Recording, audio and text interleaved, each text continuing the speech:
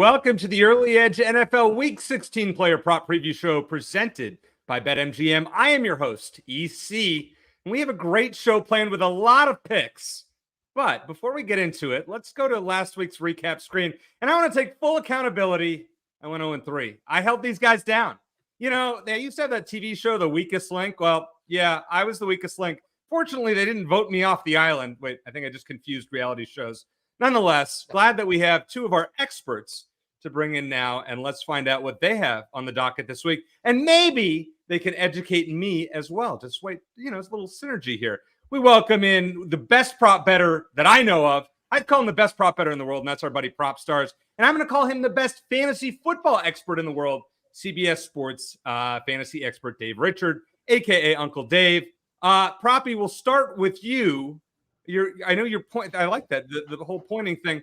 Proppy, this is a big week, week 16, obviously fantasy football playoffs. Last week you mentioned you're a little more hesitant on betting certain lines because the lines are getting sharper. Still feel that way, obviously, going into week 16? I do. EC, great to see you, by the way. Uncle Dave, always great to see you guys. I am fired up. Yeah, at this stage of the season, if you didn't hear what I was discussing last week throughout the show, I really feel that the books have become sharper and sharper, specifically or primarily, I should say, with player props. There's a lot more data now that the books have regarding all of these players. So as a result of that, we just see these lines really start to tighten up, become a lot more efficient. My betting volume significantly decreases by this stage of the season as well. Early on in the year, that's the bulk of my betting volume. I would suggest somewhere in the neighborhood of 60 to 70% of the total bets that I make over the course of the NFL season take place in the first 5 weeks of the NFL regular season. So at this point, my volume has drastically reduced somewhere in the neighborhood of probably 20 to 30% of what I'm doing early on in the season. And I would just caution everyone at this stage to just be cautious and just be careful. The books are very sharp. Probably, let me tell you a guy who's not cautious, and that's Uncle Dave, because he has 7 picks on the docket this week. Now, listen, Dave, I really want to know this before we get going. How many hours of film do you watch on a weekly basis for putting together all of your CBS Sports fantasy rankings, columns, etc.? How much time does that look like from a film standpoint? I mean, so first of all, I don't sit and rewatch the broadcast of each game. When you boil down an NFL game without commercials and the time spent in between plays, you can get through a game in about 11 minutes if you don't need to rewatch a play. And I also don't watch, running back has a carry for 3 yards. Like, I'm not going to learn anything from that. Okay, quarterback takes a knee. I'm not learning anything from that. So with that being said, I can still get through most of what I watch. Let's see. I really can't do any on Sunday. There's like 4 or 5 hours on Monday. And then between Tuesday and Wednesday, probably another 4 or 5 hours. And I don't get to everything. I just can't. But I get through a lot. And I learn a lot. And that's what helps me in fantasy. And that's what helps me here, EC. You know, one thing that you do that I really appreciate on X, a.k.a. Twitter, is you post running back splits as far as, what the snap counts and percentages for certain running backs. And it's really helpful to see which guys are taking up a lion's share of the backfield. For example, you put out today about the Rams backfield with Kyron Williams versus Ronnie Rivers last night. Yeah. So let's start with a running back prop, and you're going to go with a Carolina running back that's actually getting a ton of volume these days. Who is it and why? It's Chuba Hubbard, and I'm taking the over on his rushing yards against Green Bay at 71.5. If you can find it for lower, take it. It's out there. Since Frank Reich was fired, Chuba Hubbard has gone over this in 3 straight games, and he's had at least 22 carries in 3 straight games. I wonder what that attempts prop is. And that also includes a blowout loss against the New Orleans Saints. So Carolina has been competitive in 2 of these 3 games, and even when they're not competitive, man, they're giving Chuba the ball. I love that. Chuba Hubbard and the Panthers are going to take on a Packers defense that's given up at least 80 rushing yards to a running back in 3 straight games, 4 of its past 6 games. And within the last hour, we learned that Packers middle linebacker Devondre Campbell is not going to play in this game. This makes this run defense, which is already giving up 4.1 yards per carry when Campbell plays, it falls to 4.7 when he doesn't play. And the Green Bay defense got throttled last week by Tampa Bay. I kind of think that maybe Carolina sort of keeps it close, and maybe that means that Chuba Hubbard stays in the game script. But like I told you, with that Saints blowout game, Chuba Hubbard got a lot of work, and he went over this number. I think he'll go over 72 yards again. Chuba Hubbard over 71.5 rushing yards, minus 117. Yeah, I think that's a great pick, Dave. I think as far as Green Bay's rush defense, we've seen that there are some holes, and I'm a Packers fan, not necessarily fun to watch. The guy that torched them last week is the guy that Proppy is fading this week, a guy that's actually been on fire and has been a fantasy dynamo and is very high in Uncle Dave's fantasy rankings on CBSSports.com. Proppy, why are you fading Rachaad White? Yeah, I would preface by stating that I still believe Rachaad White can have a very effective game if you own him in fantasy. Certainly capable of making a massive impact as a receiver out of the backfield. He is first on ESPN's open score at the running back position. So obviously making a lot of headways as a receiver. We see his production has been very good, but yeah, he has been the real deal. But I'm going to fade him as a running back or as a pure rusher against this Jacksonville Jaguars defense. Going under 72.5 rushing yards. Again, White has been phenomenal, specifically over the second half of the season. He's really picked things up, really been good, despite Tampa Bay not necessarily having a great offensive line, especially a run blocking line. But I feel like we're buying high, or we're selling high here essentially at his absolute peak. The volume has been very high, but I just really think this matchup against Jacksonville's defense, while it's not maybe one of the 2 or 3 best run defenses in the NFL, they still rank in the top 10 in nearly every defensive rushing metric. They're also a significant pass funnel as well. Teams that are playing against Jacksonville are opting to pass against them versus running the football. So I just don't know if we're going to see Rachaad White get the 20 to 22 rushing attempts that, in my opinion, it's going to take for him to eclipse this total. I think he makes a bigger impact in the passing game. I still think he can have a big game. So I'm not suggesting benching him in fantasy football or anything like that. I just think it's going to be tough sledding for him, specifically between the tackles on the ground. Dave, what do you think about that? I know you've been high on Rachaad White. We all have. I mean, Rachaad White is carrying fantasy football owners and DFS players. Been very consistent over the last 6 weeks or so. What do you think about Proppy's explanation as far as the as fading his rushing total? So I've learned to not challenge Proppy about his picks, and always he knows what he's talking about. So now it's making me kind of second guess myself. And is there something that I've missed here? Because first of all, there's no question everybody's starting Rachaad White in fantasy. A lot of what he can do to help out fantasy managers, though, is through the air. And recently it's been more about him catching fewer passes and running more. And I wonder if the workload is still going to be strong for him and the game script favorable for him. Here's what I'm thinking. If this happens, it's going to be because he goes back to being inefficient as a runner. Could still get 20 carries, only turns it into 65 or 70 yards, something like that I could see happening. But I also I feel like Jacksonville's defense, they're worse against the pass than the run, but Rachaad White's been hot lately. But if Proppy says it, I buy into it. I would never challenge him on a player prop showdown. That's for sure.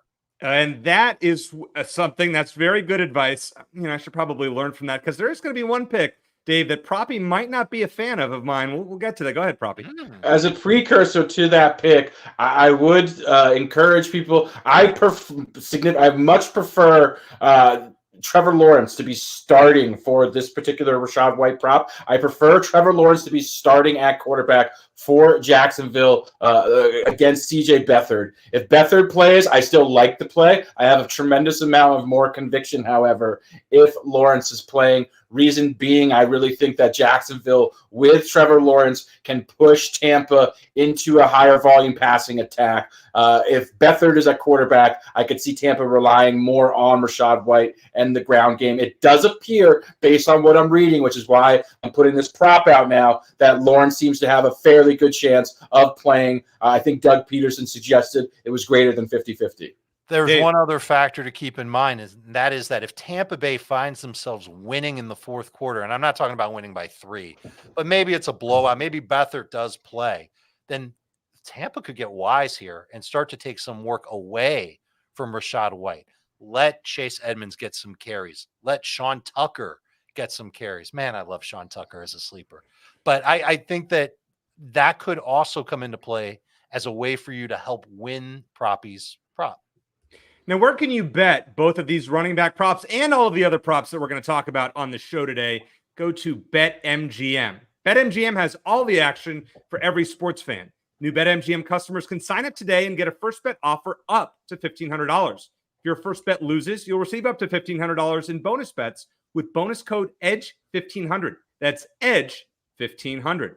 All right, let's find out a little from our sponsor. The Scudetto, where the soul of Italy meets the pinnacle of calcio. Catch Serie A on CBS Sports Network and streaming live on Paramount+. Now it's time for receiver props. And Dave, before you get into your pick, I had I put together a season-long 1,000-yard parlay at the start of the year. And I had 4 receivers. Okay. And a few of them are actually covered. But the one that does not look like it's going to hit, actually, I think I had DJ Moore, I had DK Metcalf, I had Calvin Ridley, who's on the fence, and my 4th one was Drake London. Now, Drake London needs to average between 80 and 90 yards a game over the next 3 weeks to get there. A little fishy, but you actually like him this week. Why is that? I like him this week. I don't know if I like your prop parlay, unfortunately. Let's focus on the good stuff. Let's focus on a way for you to recoup some of that loss, theoretical loss anyway, if Drake doesn't come through. I'm taking the over on his receiving yards. I got it at 53.5. You might see it out there 55, 56. I think it's still okay at that number. I think the Falcons are going to need to air it out this week. And when they do that, London tends to put up good numbers. And that was not the case last week. And if you paid attention to the Fantasy Football Today podcast, you would have known that we were off of Drake London. We figured that they wouldn't need to throw that much against Carolina. And it turns out they needed to throw against Carolina. They just didn't do it. Weather could have also been a factor. Helping the cause here with Drake London is a quarterback switch in Atlanta to Taylor Heineke. He throws downfield a little bit more often than Desmond Ridder does. He's a little bit more aggressive than Desmond Ridder has been. He doesn't complete as many passes as Desmond Ridder, but that's because he's taking more chances with the football. And I'm looking for that here with Drake London. And the other thing about it is that we haven't really seen much of Taylor Heineke with Drake London. The only one game this year where Taylor Heineke played 4 quarters, Drake London was inactive. I wonder if he's chomping at the bit a little bit. That makes sense. To go to Drake London as his number 1 target against Indianapolis. And here's the matchup. The Colts pass defense, it's been a mess all season.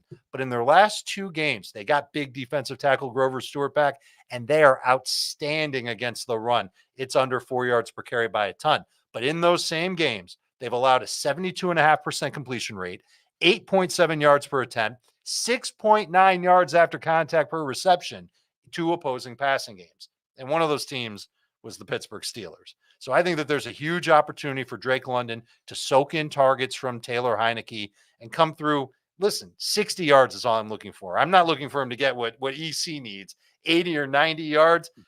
That could happen, but I'm looking for him to get somewhere between 60 and 70 yards, probably on 6 or 7 catches. We're taking the over on Drake London's receiving prop. I'll tell you what, Dave, I'm laddering this just because you like it. I'm going up to 1.25 just because I need it. I'm I need it for my season-long prop. What can I do? But you and Proppy have some synergy with your next pick, Dave. You like both of you like Justin Jefferson, but in a different way. Dave, why don't you tell us what you like? I mean, of course we like Justin Jefferson. Let me give you the analysis. He's really good at football. I could stop there, but the last time I did that, we kind of jinxed the player and we lost the player prop. So let's just give the full analysis for Justin Jefferson. Over 6.5 catches, plus money, plus 105. Jefferson had 7 catches last week, 10 targets last week. The quarterback was Nick Mullins. Nick Mullins threw at him 31.3% of the time when he dropped back. That's incredible. That's all we needed to see. Okay. Nick Mullins knew the assignment. Justin Jefferson's out there. Justin Jefferson's getting the football. And that was against Cincinnati. This week, it's Detroit. Outside wide receivers like Jefferson have caught 76% of their passes against Detroit in its past 5 games. And that doesn't include what Detroit gives up to slot receivers. and Jefferson lined up in the slot a quarter of the time last week. And in case you like history, and you know how I feel about history, usually I'm not a huge fan of it, but this is kind of fun. You should know that Jefferson's had at least 7 catches in 4 of his past 5 against the Detroit Lions. Is that really a shocker? I don't think it is. This is a competitive line, making it at 6.5. It's not a slam dunk by any means, but not one that we should get odds on. And that's the bigger factor. If you're seeing this line at minus 125, minus 130, maybe take a walk from it. But if you can get plus money or even up to 115, I'd say go ahead and take it. It's my favorite prop of the week. Justin Jefferson over 6.5 receptions. Oh, I love seeing a plus sign when it comes to props here. Now, Proppy, I also love the number that you got on Justin Jefferson as far as his receiving yards. I think it's still even a little bit low, especially with the analysis that Uncle Dave just gave. I would agree, yeah, and I love Dave's pick as well, but I am also on Justin Jefferson over 82.5 receiving yards. I think Dave really hit the nail on the head of why this is a good matchup for Justin Jefferson. Just to add to it, I love the matchup against Detroit for a bevy of reasons. Detroit, they are an aggressive offense. They're a high-powered offense. They're able to push Minnesota into an up-tempo or high-volume passing attack. We could definitely see some game script that favors Jefferson and Nick Mullins having to air the football out quite a bit. Optimal conditions as well, playing inside the dome in Minnesota. Then this Detroit pass defense, they are absolutely terrible. Not only are they bad, but they are bad against opposing number 1 wide receivers. They double team opposing number 1 wide receivers at one of the lowest rates in the league, which is a great news for Justin Jefferson. And they also give up a ton of production to opposing first reads, which we know Justin Jefferson is. On all 10 of his targets that Dave mentioned he had last week, he was the first read. So he is targeted as the first read as much as any player in football because of how phenomenal he is. So this is just a potential spike week for Jefferson. This one checks all the boxes for me. Love this spot for Jefferson as well, and I love Dave's prop. All right, no EC jinx here, but I'm calling at least 8 catches and at least 100 yards for Jefferson. Maybe I'm biased, but I have a feeling based on the analysis that both of you gave that he is in for a big week. Now, Proppy, you have another player that I really, really like this week, but does Seattle know how to use DK Metcalf correctly? Because they really didn't target him as much until the final drive against your Eagles on Monday night. I believe they do. I think that was largely a function of Drew Lock playing quarterback. But yeah, I love DK Metcalf specifically in this matchup against the Tennessee Titans. We're going over 62.5 receiving yards. Something interesting, if you haven't watched a lot of Seattle, has happened this year. DK has really separated himself from Tyler Lockett, from Jackson Smith-Njigba. He is the number 1 alpha wide receiver. His target profile is significantly better, I should say, or more impressive than Lockett, who've sort of worked as a 1A, 1B situation throughout the majority of both of their careers. But yeah, DK Metcalf is getting the majority of the targets. He's getting the high value or high leverage targets deep down the field in the splash zone. He's getting the targets when the team is also getting blitzed at a heavy rate as well, which basically covers almost every single scenario. So yeah, he has really separated himself as that number 1 guy. Then we love this matchup against the Tennessee Titans. They're a significant pass funnel. Again, what I mean by that is teams are opting to attack Tennessee through the air because it is the path of least resistance, and teams are having a lot more success throwing against Tennessee than they are running against Tennessee. So I can see Geno Smith potentially getting some additional passing attempts in this game, and DK is certainly his number 1 wide receiver. Again, I look for potential spike weeks, ceiling weeks. This one also checks all the boxes for me. Love DK in this spot against this pass funnel defense. Music to my ears, Proppy. Absolutely love it. But I don't think my pick is going to be music to your ears. Well, it might be. We'll see what you think. Calvin Ridley, over 55.5 receiving yards at minus 115. This line may go up if Trevor Lawrence does play, but I want to pick on the Tampa Bay pass defense. Teams are averaging 299 yards a game against the Buccaneers in their last 10 contests. 14 receivers in those 10 games have gone over this total against the Buccaneers. Now, we know the Jacksonville quarterback situation is up in the air. Is it CJ Beathard? Is it Trevor Lawrence? I actually agree with what Proppy said earlier. I think Trevor Lawrence probably gets the nod, but Christian Kirk is already out with that painful injury we saw from Monday night the other week. Zay Jones, their number 3 receiver, is unlikely. So who's going to catch the ball for Jacksonville?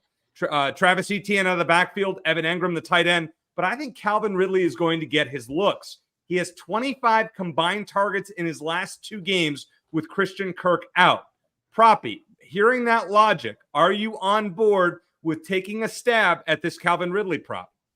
It is, but I mentioned this to you previously. You see that I would much prefer the comfort of knowing that Trevor Lawrence is under center. If it's CJ Beathard, that to me is a steep downgrade at the quarterback position and for the entire Jacksonville offense. If Lawrence plays, I love the spot for Calvin Ridley. I expect him to be the engine of the passing attack. And as you mentioned, there's a depleted pass catcher group, and he certainly should get a lot of targets. But Ridley, who I like a lot, has really struggled from an efficiency standpoint, even with Trevor Lawrence, who is, a above average quarterback. To me, Beathard is too much of a downgrade. I would prefer to play this just knowing 100% confirmation that is, in fact, Trevor Lawrence under center. Dave, what are your thoughts on this Ridley prop with Trevor Lawrence and without? If you were to play it with Lawrence, how high would you play it up to? And without Lawrence, would you stay away, or would you give it a shot at this low total of 55.5? I would imagine that as soon as word gets out, and word might already be out that Trevor Lawrence is going to play, the number's going to pop. And I don't like this number at all. I would actually take the under if it's CJ Beathard under center. We're talking about a quarterback that's somewhere between 5 to 10 percentage points worse with his completion rate over the course of his career compared to Trevor Lawrence, someone who doesn't read the field or have nearly as strong of an arm as Trevor Lawrence. He's a backup for a reason. And Calvin Ridley's already shown huge inefficiency. Last 2 weeks, 25 targets, 9 catches. It's not right. So I would be nervous.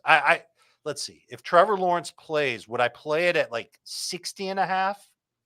I know it's Tampa, but they're getting healthy in that secondary, and Ridley might just make too many mistakes, and Lawrence could always, come off the field. Some crazy stuff happens. I would stay away. I think I would stay away unless you can find it somewhere between 56.5 and lower with Trevor Lawrence playing. Now, you may or may not agree with my analysis, but I'll tell you, with Uncle Dave and Proppy, these guys know their stuff. Hit the like button on our video. If you are watching now, we can use all the likes. I support these guys and show us, give us some likes, and we appreciate it. All right, Dave, you got a couple more receiving props to get to, including a running back that's not even a starter, but I actually think this is a savvy bet. Explain. Well, he's not a savvy vet because he's a rookie. Savvy bet. In time, he could become a savvy vet. In time, he could be the starting running back for the Cincinnati Bengals. I'm talking about Chase Brown. I'm taking the over on his receiving prop. 17.5 receiving yards is all we need. He's been over in 2 straight. He's had 3 catches in each of those games, and he's taken on a Steelers defense.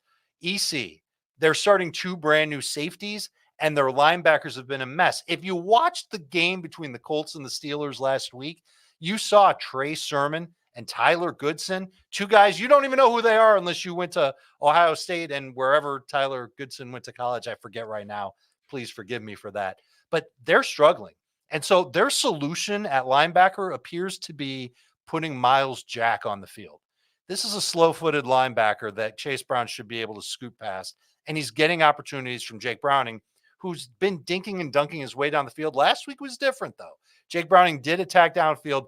I wonder if a little bit of that was because he needed to. It was a high-scoring game. It was a come-from-behind game. And so Jake Browning had to let his hair down a little bit, aired it out, and it worked out for him. I don't know if he's going to need to do that in this game against the Pittsburgh Steelers. And there's one other tiny, teensy-weensy thing.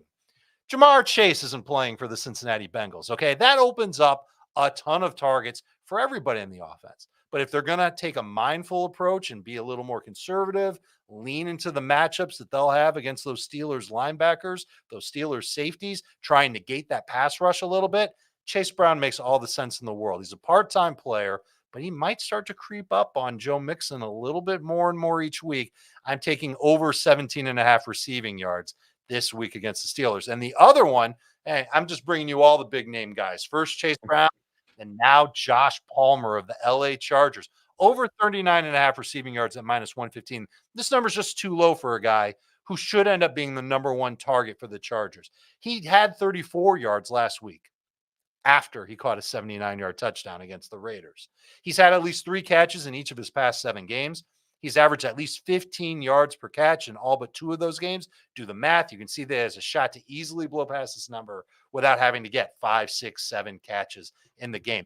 And fortunately for us, he's taking on the Bills. You saw what the Bills did last week. They crushed the Cowboys. Now they're taking on the Chargers. They just changed coaches. They just cut one of their best run stoppers on defense. This is a team that's thinking about Cabo not beating the Buffalo Bills. Playing from behind, Josh Palmer in his second game back makes all the sense in the world to me that they're going to go and put the ball in his hands, not Quentin Johnson, not as much Gerald Everett. And we see Josh Palmer come through, and we only need 40 or 50 yards to make this thing happen. We don't even need 50. 40 is literally the number. Over Josh Palmer, 39.5 receiving yards at minus 115. In Easton Stick, we trust. Proppy, thoughts on those 2 plays from Dave? Some unheralded guys, not necessarily the bigger names that we had talked about earlier in this segment. Thoughts on either one of those plays? I legitimately really like both of them. Starting with Chase Brown, looks very, very explosive out of the backfield. I would add that Jake Browning is playing a lot better than I think most people realize as well. He's been highly efficient. He's handled the blitz well. I've been very impressed with Jake Browning, spreading the ball around as well. So I like the play with Chase Brown, who's been eating into Joe Mixon's backfield share quite a bit. And then as far as Joshua Palmer is concerned, I think it's significantly too low for Palmer for his role in the offense. He's been highly productive. He actually, while Keenan Allen was healthy, he was even playing more snaps routinely than Keenan Allen. He's certainly going to function as the number 1 guy for Easton Stick. And yeah, if Palmer had not had that injury that cost him a 5 to 6 week stint on injured reserve, he'd be having a 1,000-yard season, and this number would be significantly higher. So you're getting it at a discount as a result. Love them both. Dave. I think one of the lessons that we can learn from this year is that a lot of players came out of nowhere, stayed on the field, and got better as they did it. Jake Browning is an example of that. Kyron Williams of the Rams is another player who's done that. Puka Nacua, technically, is one of those players. He came out as a rookie, was great against zone coverage, struggled against man. As the years gone on, he's gotten better. And I wonder if the same thing could happen to Chase Brown as we just keep moving forward here. He continues to get experience. He improves as a player. He can come through and help us this week on the player prop, but there might be some opportunities to keep going after and keep hammering Chase Brown's overs moving forward. Proppy. And that's ultimately what we're doing here as prop bettors, as handicappers, is we're trying to find these spots where the books or the public, the general public, the consensus isn't quite aware of how good said player is. Those are really the opportunities you're going to find. It's rarely going to be on the guys who are firmly entrenched as a number 1 guy, like Christian McCaffrey. His lines are going to be fairly efficient for the most part. It's going to be on the Chase Brown, the Josh Palmers of the world that are going to really provide you with a lot of value. So for prop bettors, that's where I would try to focus my attention, because it's such a massive landscape and there's so many props available. I'd be looking at those opportunities where the books just simply don't have as much data or much information as you may have. So to me, those are really, really the value spots. After hearing you guys talk about Chase Brown, Proppy, I'm patting myself on the back. You and I are in a dynasty league together, and I traded for Chase Brown during the season and bought him at a low point. I'm actually feeling pretty good about that. Now, what I'm not necessarily feeling as good about is my passing prop, and I'll explain that after we hear from one of our sponsors. Are you using a plunger to unclog the shake machine, as in the same plunger we use to unclog the toilet? No. We're going to be opening Mega Good Burgers in cities all over the world. Whoa! Megacorp wants to replace everybody with robots. We gotta do something. Here's your burger. That's not soap, by the way. It's maple syrup. Why?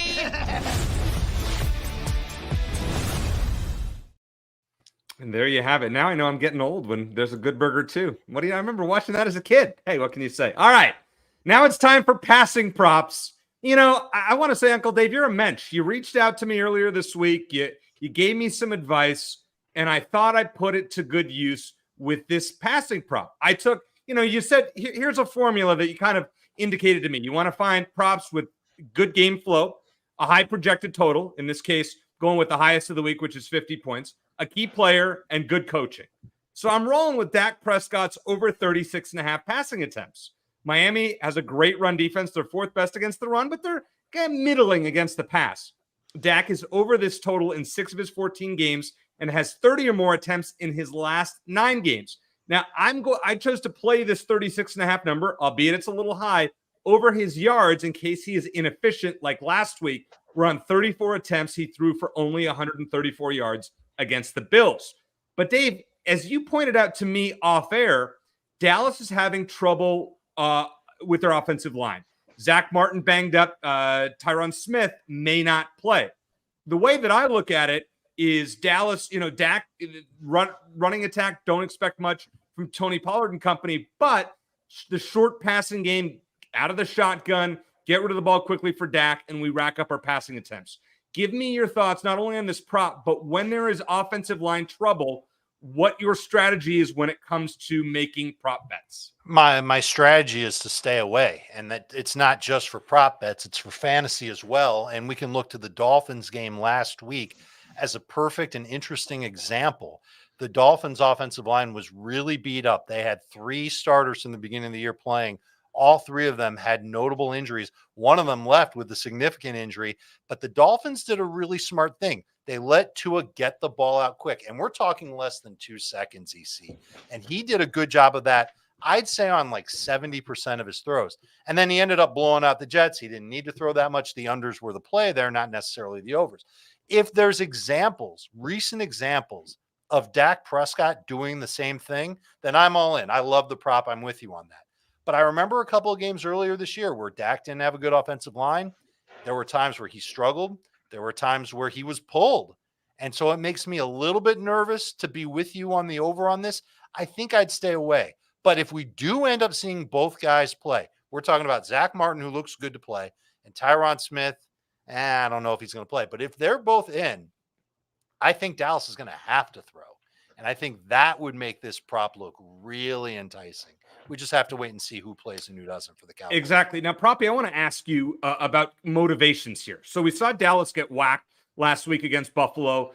Do you, from a props angle, do you look at kind of the next week, all right, an elite team bouncing back offensively? And number 2, Dak is still in the thick of this MVP race. Now, we know Brock Purdy is the favorite, but let's say Baltimore upsets San Francisco on Monday night and Dak has a big game against Miami. He's right back in it.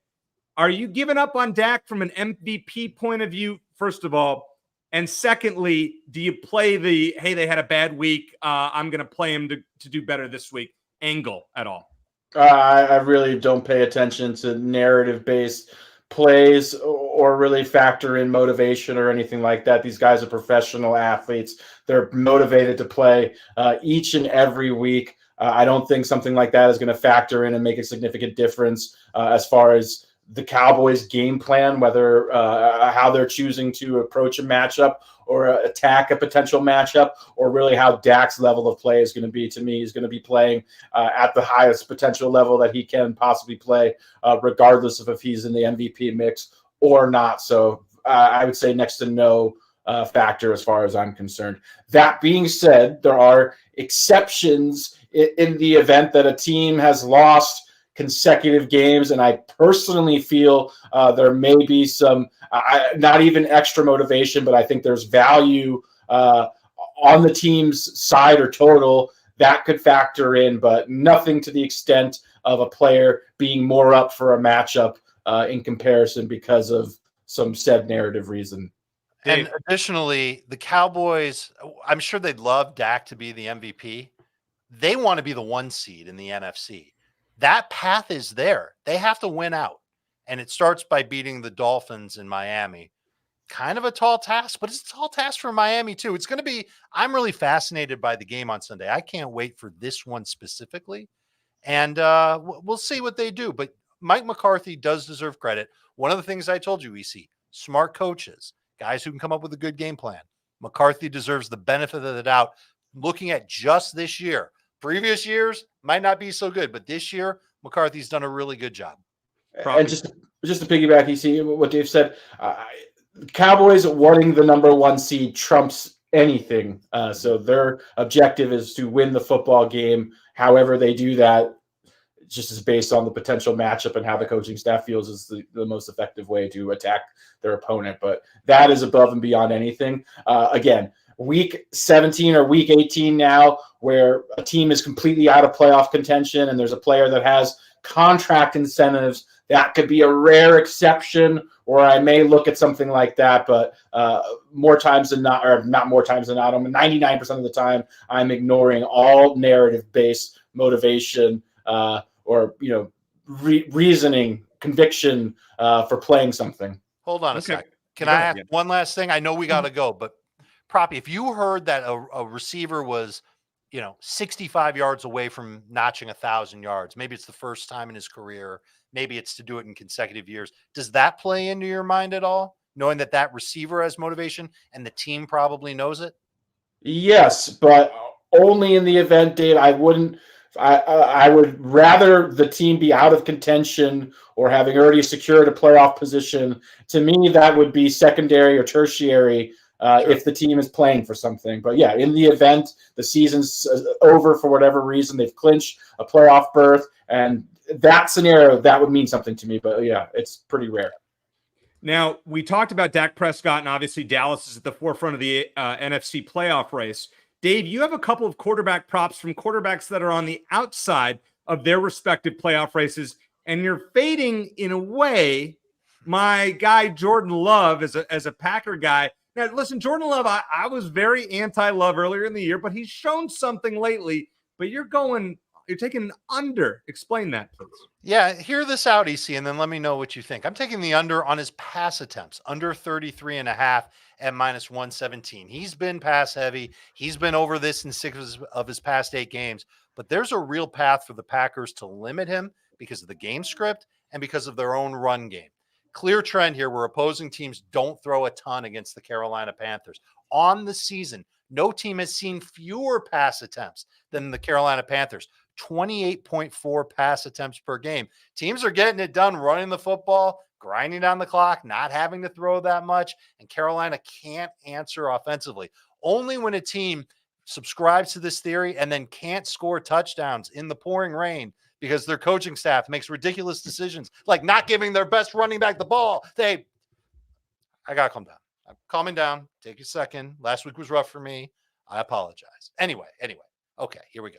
Only 3 quarterbacks this year have gone over 34 pass attempts against Carolina, only one since week 4. Additionally, Packers coach Matt LaFleur lamented that he didn't run the ball enough last week.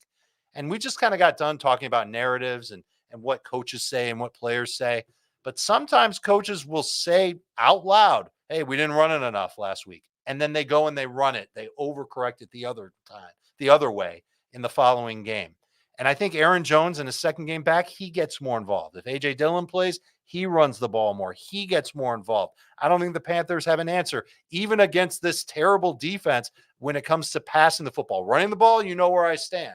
But throwing the football, I don't think they can do it. And so Jordan Love won't have to do his usual heavy lifting in this game. He's gone under 34 pass attempts each time this year. It's only been twice, but each time the Packers have had a blowout win, he's been under. It's going to happen a third time.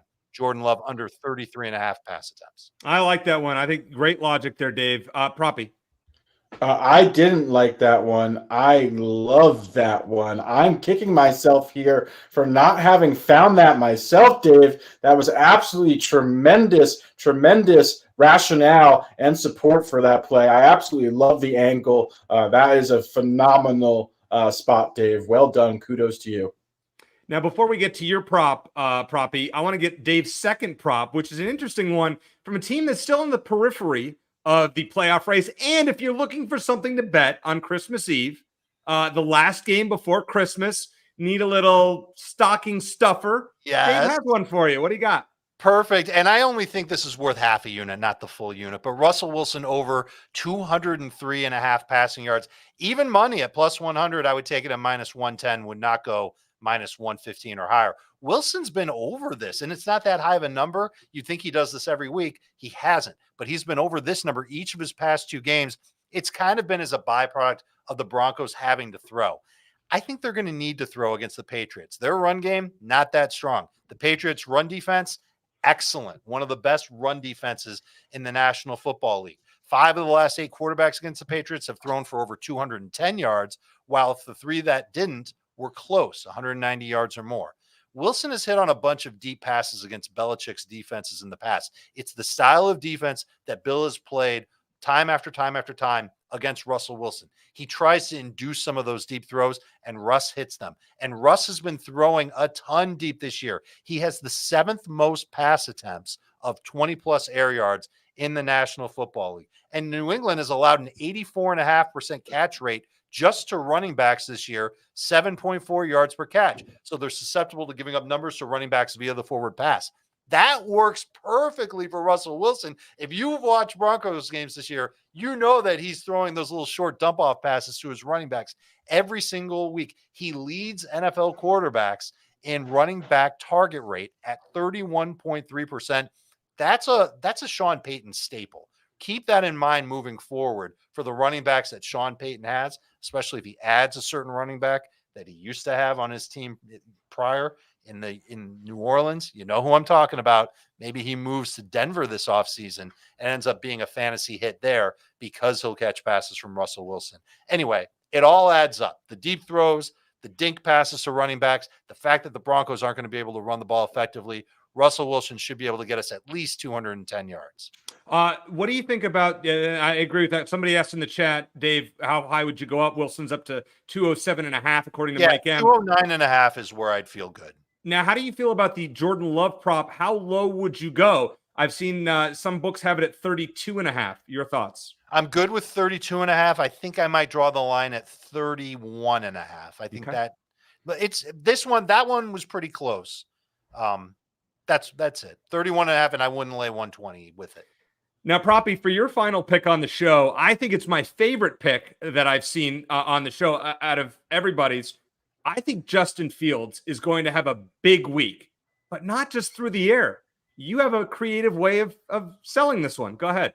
And I think I know why you like this a lot, EC, because it's coming not against your teams. I know the Packers are your team, but your hometown team in the Arizona Cardinals. But yeah, I'm going to back Justin Fields combo line here. It's a big number, but as EC mentioned, I think this is a tremendous spot for him. Going Justin Fields over 262.5 combined passing and rushing yards. As we know, Justin Fields, he is one of the most adept dual threat quarterbacks in the NFL. He has elite versatility. He has the ability to rack up triple-digit rushing yards, something very few quarterbacks in NFL history have been able to do. It's been a rough couple of weeks for Justin Fields, but this matchup specifically against Arizona, you cannot ask for a better matchup on paper. This Cardinals team, they're terrible versus the pass. They also allow a ton of explosive downfield passing. We know when Justin Fields is at his best, he's hooking up with DJ Moore, with Darnell Mooney down the field. That is where he wants to attack. So great matchup as far as the passing game is concerned. And then they're one of the only defenses that's both horrendous against the pass and equally as bad against the run as well. They're a significant run funnel to boot. Teams are having tremendous success rushing against them. So this could be just a huge game for Justin Fields. Just sets up so nicely for how he wants to attack opposing defenses, which is down the field. If that's covered, then he's going to rely on his legs. The Cardinals have not been able to stop anybody all year. And I also think with Kyler Murray at quarterback, Arizona can potentially push Chicago a little bit into the point where they're going to be aggressive attacking. So I think this is just checks all the boxes again for the Justin Fields spike week, specifically against this Cardinals defense. So we're going to go over 262.5 passing and rushing. I would implore you to get the combination line here. I really want them paired together because of his dual threat ability. I don't particularly like his passing or his rushing as standalone props. I really want the combo here. So it's all or nothing as far as I'm concerned. All right, I have one question for each of you on this game. Dave, I want to start with you. Rick mentioned earlier in the chat about DJ Moore. That when he and Fields play together, as we remember from that Thursday night game against Washington, it was that was the ultimate explosion of any player all season. What are you thinking this week in terms of DJ Moore props? Are you high on him as well? I'm okay on the yardage. I'm not okay on the catches. Catches feels a little bit too high. This is a matchup where I think both teams might end up running the ball a decent amount.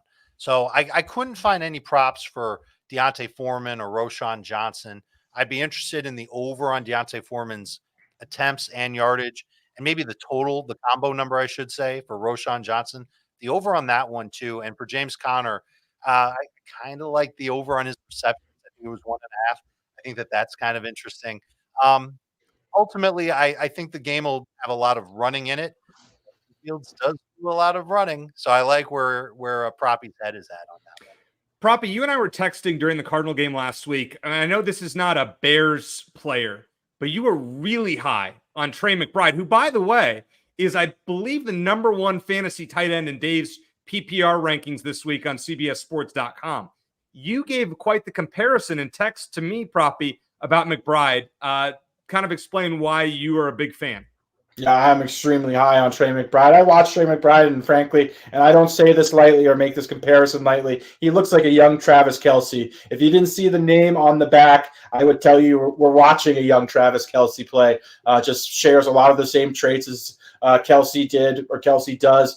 Just phenomenal athlete at the position, extremely aggressive, physical, able to win downfield as well, precise route runner, just explosive. So I love Trey McBride. I think he's essentially their number one wide receiver. He just happens to have tight end eligibility, which makes him just a fantasy superstar. So yeah, Trey McBride is almost positionless to me. And I think just based on what we're seeing this year and over the second half of the season, he is headed for potential greatness.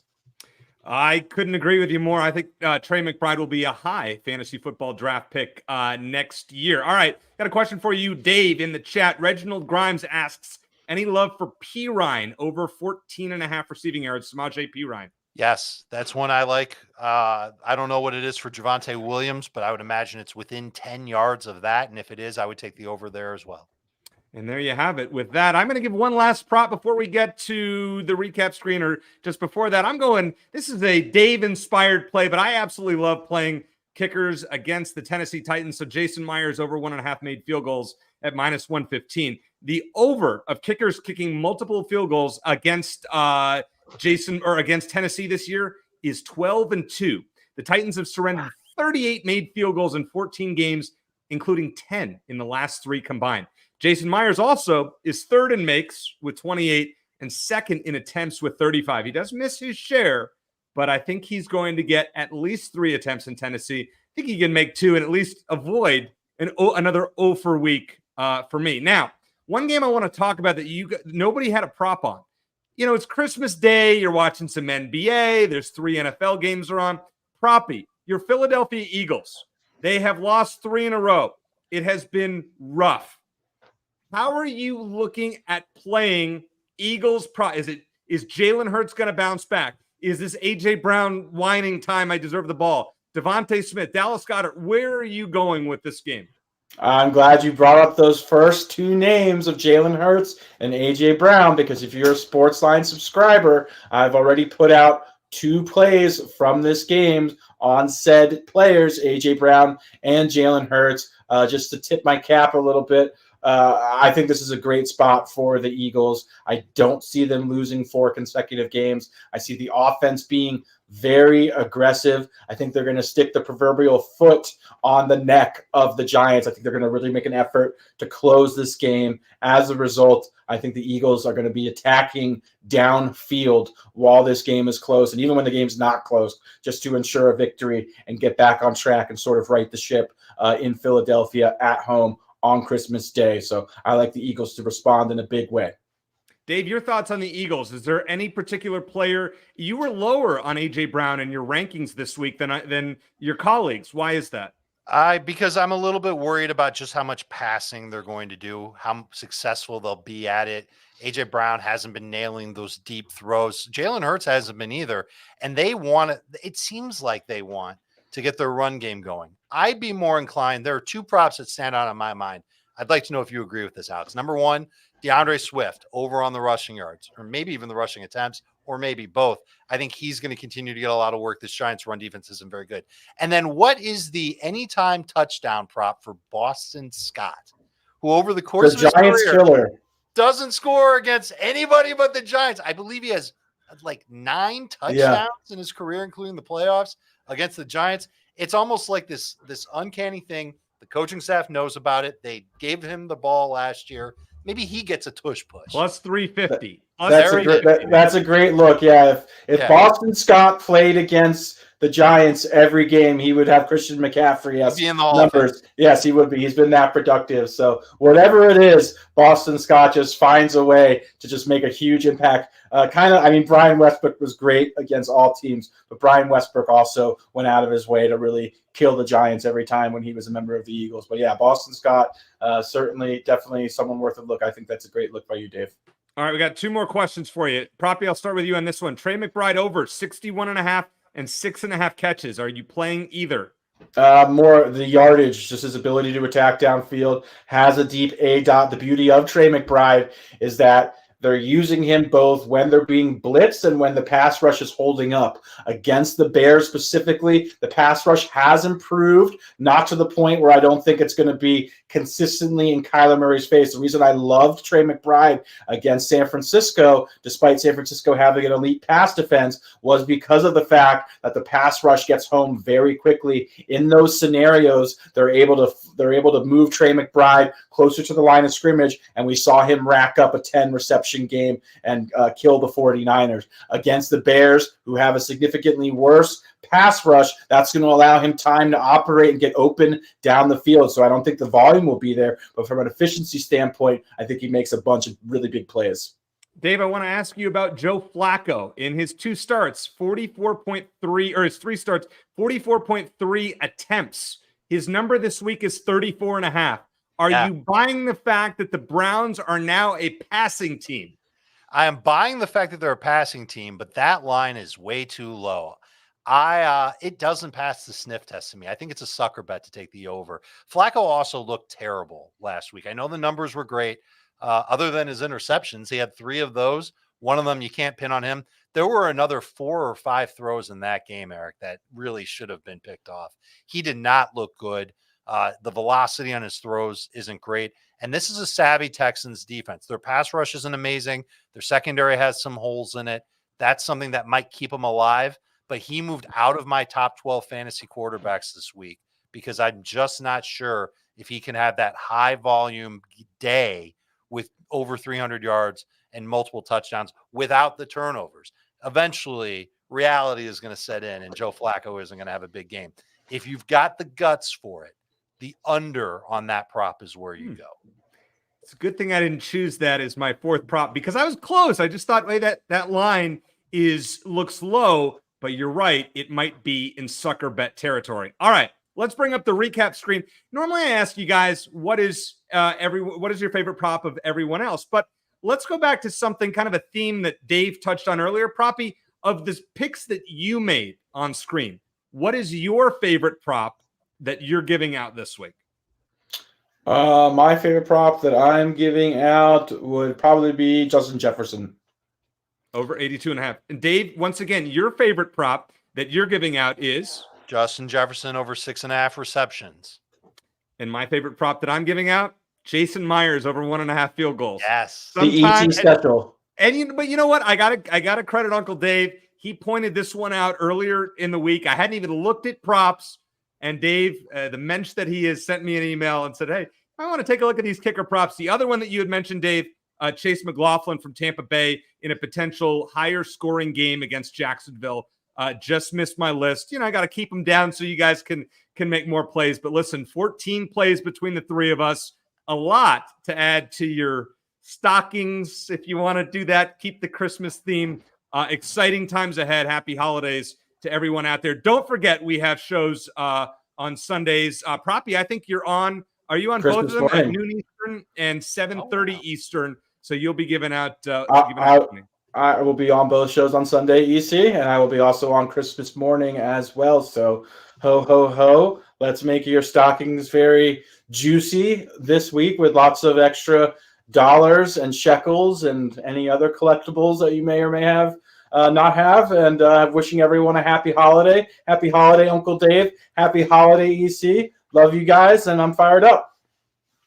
Actually, I just found out there's no Sunday 7:30 show, so just the noon show on Sunday. Dave, any final tips heading into the holiday weekend? The last tip I'll say, we usually don't give out this many props, and it's not something that we planned. It's not some, Christmas extravaganza. It's just where our heads are at with all of these props. The ones that made sense to you, those are the ones you should tail. Anything that didn't sound right, just see what happens with them. It's okay. You shouldn't be taking every single pick that we make anyway. We gave out a lot on this show, and let's hope. Hey, I just hope I can carry my weight after that 0-3 last week. Jamar Chase getting hurt in the third quarter. That hurt. Najee Harris way off on that one. Brock Purdy. I guess the Niners are just that good. For guys, I love being on with you. You guys are the true experts. For PropStarz and Dave Richard, I'm EC. Thanks as always. And as I always like to say, let's hit it big. Good luck.